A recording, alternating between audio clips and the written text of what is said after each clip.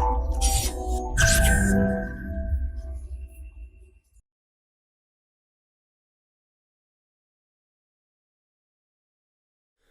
Friends, this is Gautam Pandey coming up the next round of new simplified. तो आज के video में हम बात करेंगे मिलेट्स के बारे में और साथ ही साथ समझेंगे why are the beneficial for health and ecosystem. तो फर्स्ट ऑफ ऑल जरा देखते हैं आखिर ये मिलेट्स न्यूज़ में क्यों हैं। देखिए, 3 मार्च 2021 को इंडिया की तरफ से ईयर 2023 को international year of millet declare करने के लिए यूनाइटेड नेशन जनरल असेंबली, जिसे शॉर्ट फॉर्म में हम UNGA के नाम से जानते हैं, वहाँ पर एक रेजोल्यूशन पेश किया गया था और इस रेजोल्यूशन का समर्थन 72 नेशन ने किया था। मीन्स 72 नेशन ने इसके सपोर्ट में वोटिंग की थी। इसके बाद यूनाइटेड नेशन ने ईयर 2023 को international year of millet declare कर दिया था और इसी ईयर 2023 को प्रिपेयर करने के लिए और सेलिब्रेट करने के लिए recently prime minister Modi ji द्वारा 20 दिसंबर को एक ऑल पार्टी की मीटिंग बुलाई गई। ऑल पार्टी के जो MPs हैं उनके लिए एक लंच की व्यवस्था की गई। कहा जाता है कि इस लंच में मेनली जो फोकस किया गया था उसे किया गया था मिलेट्स को। कहा गया कि मीन्स जितने भी यहाँ पर डिशेज वगैरह बने थे उसमें मिलेट्स को ही फोकस में रखा गया था। मीन्स मेनली जितने डिशेज थे वो सारे मिलेट्स से बने हुए थे। तो हमारे लिए इंपॉर्टेंट ये हो जाता है समझना कि आखिर मिलेट्स होता क्या है, इंडिया में सबसे ज़्यादा इसका कंजम्पशन कहाँ होता है, प्रोडक्शन सबसे ज़्यादा कहाँ होता है, और साथ ही साथ ये भी समझना जरूरी होता है कि इन्हें हेल्थ और इकोसिस्टम के लिए बेनिफिशियल क्यों कहा जाता है। तो इन सारी बातों को इस वीडियो में डिस्कस करेंगे, समझेंगे इंडिया में सबसे ज़्यादा प्रोडक्शन इसका कहाँ होता है, कंजम्पशन कहाँ होता है, आखिर इसे हेल्थ और इकोसिस्टम के लिए बेनिफिशियल क्यों कहा जाता है। तो आगे बढ़ते हैं। सबसे पहले जरा हम मिलेट्स से रिलेटेड इंपॉर्टेंट बातों को डिस्कस करते हैं। देखिए, अगर मिलेट्स की बात करें तो मिलेट्स वर्ड जो है ये कलेक्टिवली बहुत सारे जो छोटे छोटे दाने वाले जो अनाज होते हैं उनके लिए यूज किया जाता है। मिलनी जैसा कि आप सभी जानते होंगे, रागी हो गया, बाजरा हो गया, जौ हो गया, इन्हें ही कलेक्टिवली मिलेट्स कहा जाता है। और ये मिलेट्स इंडिया के बहुत सारे जो स्टेट्स हैं वहाँ पर इनका प्रोडक्शन होता है, उसे भी आगे हम डिस्कस करेंगे। बेसिकली अगर हम बात करें तो ऐसा नहीं कि करंट सिनेरियो में सिर्फ इसका प्रोडक्शन होता है। अगर एंशिएंट हिस्ट्री की बात करें तो वहाँ पर भी बहुत सारे ऐसे एविडेंस मिले हैं जिसमें प्रूव किया गया है कि जो मिलेट्स हैं वो इंडस वैली सिविलाइजेशन के टाइम में भी, सरस्वती सिविलाइजेशन के टाइम में भी होते थे।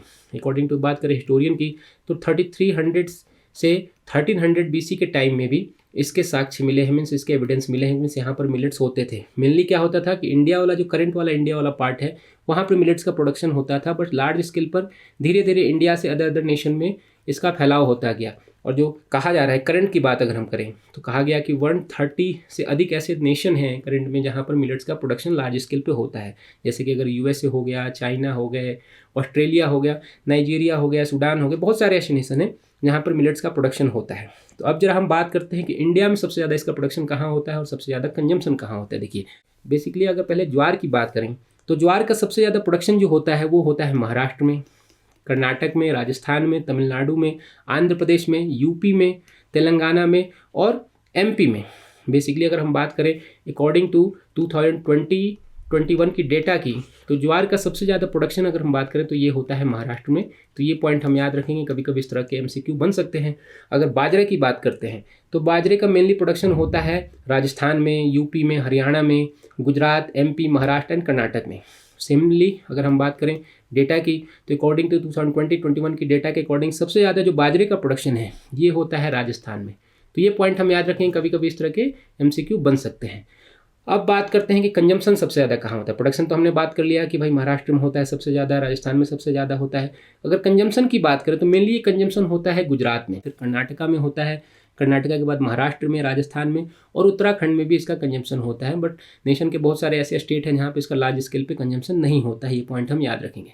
अब जरा समझते हैं कि why are the beneficial for health and ecosystem. ये हेल्थ और इकोसिस्टम के लिए बेनिफिशियल क्यों कहा जाता है उसको भी जरा समझ लेते हैं। देखिए, मेनली क्या कहे अगर हम बात करें तो अकॉर्डिंग टू साइंटिस्ट जो मिलेट्स हैं उन्हें इको फ्रेंडली कहा जाता है, इको फ्रेंडली क्रॉप कहा जाता है। क्यों कहा जाता है इसको भी समझते हैं।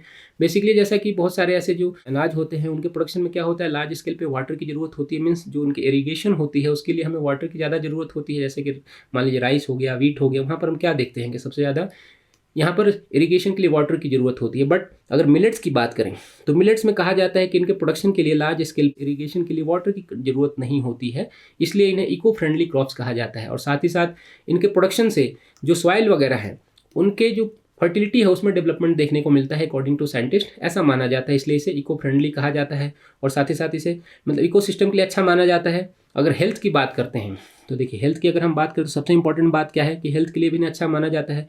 Recently ICAR Indian institute of millets research जो हैदराबाद में है, उन्होंने एक रिपोर्ट पब्लिश किया था जिसमें कहा गया कि जो मिलेट्स होते हैं उनमें प्रोटीन की मात्रा 7 से 12% तक और फैट की मात्रा जो है 2 से 5% तक होती है, और जो कार्बोहाइड्रेट होते हैं उसकी मात्रा 65 से 75% तक होती है, और फाइबर की मात्रा जो होती है, कंटेंट होता है, वो 15 से 20% तक होता है। मीन्स यहाँ पर एक ध्यान रखने वाली बात है कि जो फैट है उसका जो यहाँ पर कंटेंट होता है ये सिर्फ और सिर्फ 2 से 5% होता है। मीन्स यहाँ पर जो फैट होते हैं वो बहुत ही कम मात्रा में होते हैं। बेसिकली क्या होता है, ऐसा माना जाता है कि जो फैट होता है वो हमारे हेल्थ के लिए ज़्यादा अच्छा नहीं होता है। अदर हैंड अगर हम बात करते हैं तो देखिए कार्बोहाइड्रेट ज़्यादा है, यहाँ पर फाइबर ज़्यादा है, जो हमारे हेल्थ के लिए बहुत अच्छा माना जाता है।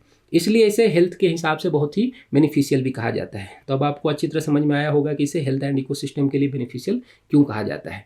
तो होप आपको ये वीडियो समझ में आया होगा। Thanks for watching.